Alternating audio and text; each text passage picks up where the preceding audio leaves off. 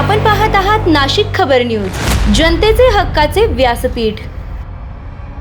हे देवेंद्रजींच्या माध्यमातून होणार आहे आणि त्यामुळे आता बलात्कारासारख्या लैंगिक अत्याचाराच्या गुन्ह्यांमध्ये जे आरोपी जेलमध्ये असतील त्यांना पॅरोलवरती सोडता येणार नाही। आपण जी नसरापूरची घटना बघितली त्यामध्ये या माणसाने, हा विकृत हरामखोर जो होता, याने याआधी स्वतःच्या घरातल्या सुद्धा मुलीवरती अटॅक केलेला आहे। माझ्या माहितीप्रमाणे 2 गुन्हे होते, तो जेलमध्ये होता आणि जेलमधून न्यायालयाने त्याची मुक्तता केली होती आणि म्हणून तो बाहेर आला होता। आता ती मुक्तता कुठल्या बेसवर केली, कुठल्या आधारे केली, याची सुद्धा चौकशी निश्चितच येणाऱ्या दिवसामध्ये होणार आहे। आता ज्याला जे वाटेल, म्हणजे मला वाईट वाटतं या गोष्टीचं की कशा पद्धतीने राजकीय पोळ्या भाजायचं काम मागच्या 1-2-4 दिवसांमध्ये मी त्या ठिकाणी बघतेय। कोणी म्हणतंय 93,000 महिला बेपत्ता झाल्या राज्यातून। या प्रकरणामध्ये मला असं वाटतं की ज्या काही गोष्टी झाल्या असतील, आम्ही कधी लपवून ठेवण्याचं काम केलेलं नाहीये। ज्या गोष्टी आहेत त्या लोकांच्या समोर आणायचं काम केलं। कोणी म्हणतं 93,000 महिला बेपत्ता झाल्या, पण त्याच्यातल्या 67,000 महिला, 67,000हून अधिक महिला या मुंबई पोलीस आणि महाराष्ट्र पोलिसांनी पुन्हा आणलेल्या आहेत, त्यांचा पत्ता लावलेला आहे आणि त्यांना त्यांच्या घरी पाठवलंय। अल्पवयीन मुलींच्या हजारो प्रकरणांमध्ये त्या ठिकाणी मुलींना सुखरूप आणून त्यांच्या घरी पोहोचवायचं काम केलेलं आहे। किशोरवयीन मुलांमध्ये ट्रेसिंग रेट आज 96% पर्यंत गेलेला आहे आणि या वेळेला सुद्धा देवाभाऊंनी स्पष्ट केलंय की प्रत्येक वेळी बेपत्ता होणारी मुलगी किंवा महिला पळवून नेणाऱ्या केस नाहीत, तर लग्नासाठी किंवा इतर कारणासाठी घरातून पलायन केलेल्या मुलींची तक्रार ही सुद्धा बेपत्ता म्हणून त्या ठिकाणी केली जाते। याच्यावर मला एकच सांगायचं आहे की सरकारने समस्या लपवलेली नाही आहे, तर ती शोधून काढायची आपली क्षमता वाढवलेली आहे। आज महाराष्ट्रामध्ये रिपोर्टिंग मेकॅनिझम पारदर्शक झालाय, तक्रार नोंदवली जाते, तपास सुरू होतोय आणि त्यामुळे रिकव्हरीचा जो रेट आहे तो सुद्धा त्या ठिकाणी वाढलेला आहे। मला या ठिकाणी आवर्जून सांगायचं आहे की देवेंद्रजी मुख्यमंत्री झाल्यानंतर तुम्ही बघता, जेव्हा लैंगिक अत्याचाराच्या केसेस होतात कोर्टामध्ये टिकण्यासाठी पुराव्यांची गरज असते आणि तो सुद्धा फॉरेन्सिकचे पुरावे। आता आपल्याकडे 200हून अधिक फॉरेन्सिक व्हॅन या देवेंद्रजींनी त्या ठिकाणी आणलेल्या आहेत आणि त्यामुळे आता जागेवरच ज्या रिपोर्टसाठी, ज्या फॉरेन्सिकच्या रिपोर्टसाठी आठवडा लागायचा, आता जागेवरच DNA तपास होतो, डिजिटल पुरावे घेतले जातात, CCTVचं एक्स्ट्रॅक्शन होतं, त्याचबरोबरीने केमिकल ॲनालिसिस तातडीने केले जाते। जवळपास 3,500-4 हजाराहून जास्त हे पुरावे त्या ठिकाणी जमा केले जात आहेत आणि म्हणून आरोपीची सुटण्याची शक्यता ही सुद्धा अगदी नगण्यच्या बरोबरती त्या ठिकाणी आलेला आहे। पॉक्सो महिला अत्याचार प्रकरणांमध्ये दोष सिद्धीचं प्रमाण वाढलेलं आहे। तुम्ही या सगळ्या गोष्टी चेक करू शकता।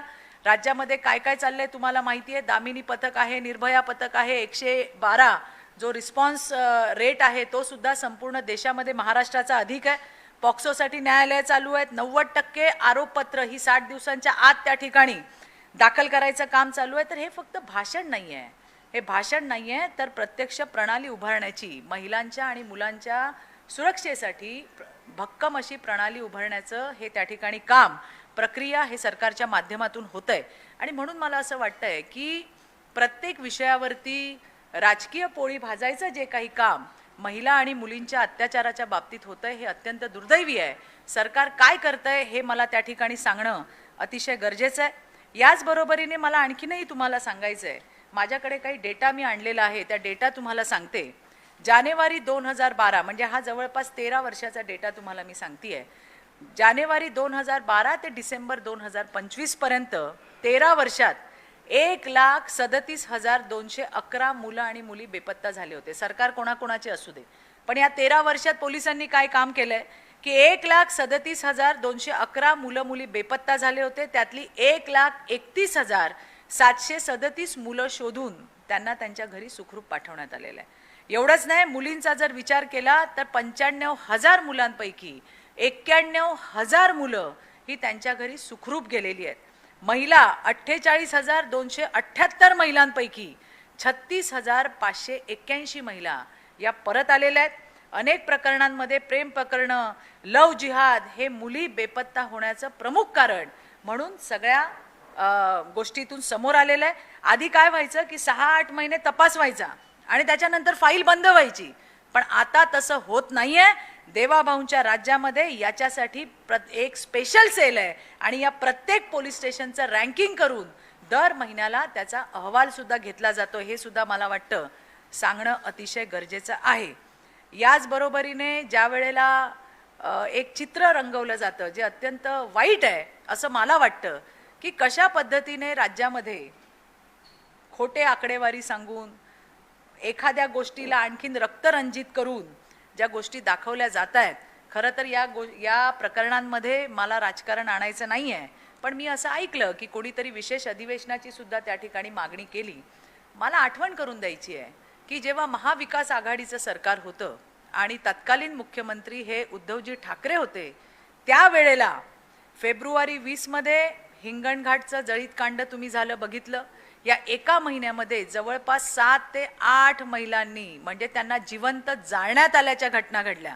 सप्टेंबर 21 मध्ये साकी नाक्याची बलात्काराची घटना घडली, जिची थेट निर्भया जी दिल्लीची केस झाली तशा प्रकारचा एक अतिशय ब्रुटल अशी ही केस होती की त्या महिलेच्या गुप्तांगामध्ये लोखंडी रॉड टाकून तिला मारण्यात आलं, तिच्यावर अत्याचार करण्यात आला, अशा पद्धतीची केस झाली. सप्टेंबर 21 मध्ये डोंबिवलीमध्ये सामूहिक बलात्काराची घटना झाली. पुण्यामध्ये रिक्षा चालकांकडनं सामूहिक बलात्कार झाले. कोंढवा असेल, बोबदेव घाट असेल, तिथे सामूहिक बलात्कार झाले. परभणी जालन्यामध्ये घटना झाल्या. धाराशिवमध्ये वीटभट्टीवर काम करणाऱ्या महिलांच्या घटना झाल्या. अशी फार मोठी यादी आहे, फार मोठी यादी आहे. एवढंच नाही, क्वारंटाईन सेंटर, ज्या क्वारंटाईन सेंटरमध्ये महिला म्हणजे संसर्ग होऊ नये कोविडचा यासाठी त्या ठिकाणी गेल्या असताना त्यांच्यावरती विनयभंग झाले, त्यांच्यावर बलात्कार झाले.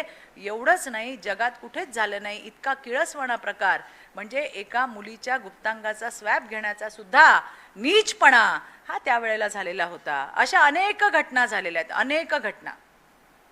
आणि त्यावेळेला मी विशेष अधिवेशन घ्या म्हणून त्यावेळेच्या तत्कालीन मुख्यमंत्र्यांकडे मागणी केली होती. अधिवेशन तर घेतलं नाही, पण माझ्यावरती गुन्हे दाखल झाले, कोर्टामध्ये केस लढलो आम्ही. मला ही सगळी आठवण करून द्यायची आहे की कशा पद्धतीने की तुम्ही राजकारण या सगळ्या गोष्टींमध्ये करता, की कशा जे चित्र रंगवलं जातं, जे खोटं चित्र रंगवलं जातं, ज्या गोष्टी खऱ्या आहेत त्या आम्ही कधीच लपवलेल्या नाही आहेत, लोकांच्या समोर आणल्यात. आणि एवढंच नाही तर आम्ही आज त्यासाठी काय करतोय याची सुद्धा सगळी कार्यप्रणाली मी आपल्याला सांगितली. मला एवढंच सांगायचं आहे की त्यावेळेच्या मुख्यमंत्र्यांनी म्हणजे उद्धवजी ठाकरे यांनी राज्यपालांना पत्र लिहिलं होतं, महामहिम राज्यपालांना पत्र लिहिलं होतं. आणि त्या पत्रात काय लिहिलं होतं की भाजप शासित जितके राज्य आहेत त्या राज्यामध्ये काय किती आकडे आहेत महिला अत्याचाराचे, असं करून एक पत्र पाठवलं होतं जेव्हा की आपल्या राज्यामध्ये इतक्या गोष्टी घडत होत्या. तर या थोडीशी आठवण करून देणं मला वाटतं आजच्या या प्रेसच्या माध्यमाने फार गरजेचं होतं आणि म्हणून या सगळ्या गोष्टी मी तुमच्या समोर ठेवल्या. मला फक्त इतकंच सांगायचं आहे की महिला आणि बालकांच्या अशा पद्धतीने होणाऱ्या अत्याचाराच्या बाबतीमध्ये देवेंद्रजींची झिरो टॉलरन्स पॉलिसी आहे. यामध्ये कधीही कुणालाही पाठीशी घालण्याची भूमिका नाही. कायदे अत्यंत कडक केलेले आहेत आणि ज्या या घटना होत आहेत त्या घटनांमधून आपल्यालाही बोध घेण्याची गरज आहे.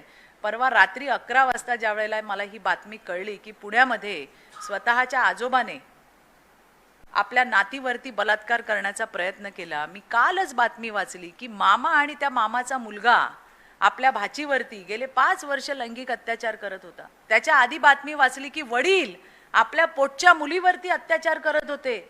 म्हणजे कुठे चाललोय आपण? आपण चाललोय कुठे?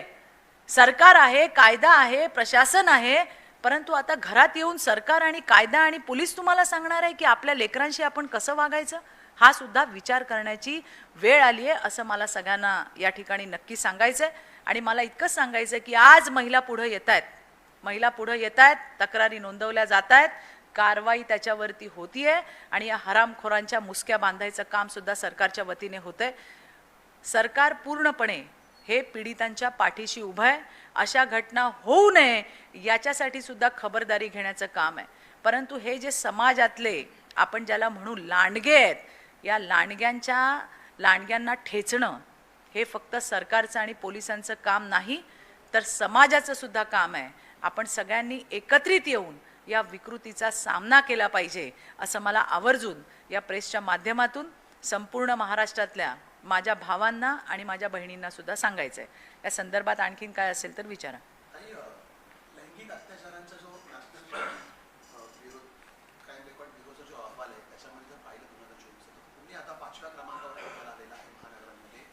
याच्यामध्ये जर पाहिलं तर पहिल्या क्रमांकावर जयपूर आहे, दुसऱ्या दिल्ली आहे, दुसऱ्यावर जयपूर आहे, तिसऱ्यावर मुंबई आहे, चौथ्यावर हैदराबाद आहे आणि 5व्यावर पुणे आता पोहोचलेला आहे. एकंदरीत घटना वाढलेल्या आहेत पुण्यातल्या. त्यामुळे कुठेतरी सुरुवातीला जी विद्येचं माहेरघर ओळख होती पुण्याची ती कुठेतरी आता लैंगिक अत्याचार नाही, खरंच आहे की या घटनांची वाढ आपल्याला होताना दिसतीये. मी पुन्हा तुम्हाला हेच सांगेन की या घटनांचा जर तुम्ही नीट जर त्याचा क्रम बघितला किंवा यातले जर तुम्ही त्या घटनेचं माहिती घेतली तर तुमच्या लक्षात येईल की यामध्ये पॉक्सोच्या गुन्ह्यांची संख्या ही जास्त आहे आणि त्याच्यामध्ये सुद्धा 99% आरोपी हे घरातली लोक आहेत.